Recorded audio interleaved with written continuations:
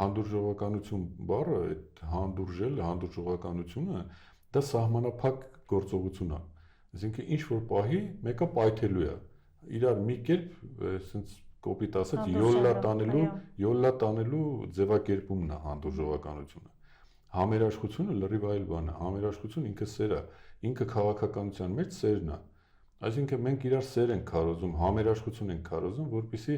այդ ամեն ինչը դրա մեջ տեղավորվում է։ Եթե մենք իրար սիրեինք, այտենց վերաբերմունք չէր լինի։ Եթե իրական համերաշխության կողմնակից լինեին այն մարդիկ, որոնք այդ լոզունգներով եկան, բայց պարզվեց կեղծ, ատելությունն ու թշնամանքը չէին դարձնի գլխավոր իրանց բանը, գաղափարը։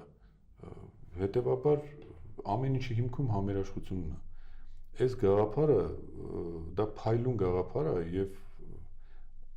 աստվածահաճո գաղափար է, որտեղ կա համերաշխություն, այնտեղ ամեն ինչ զարգանում է, այնտեղ ամեն առաջընթաց կա եւ հաջողությունները կգան իրար հետևից, որտեղ թշնամանք է, որտեղ ատելություն է, այդտեղ ոչ մի լավ բան չի լինելու։ Սա պետքա որպես բանաձև բոլոր հայերն իմանան։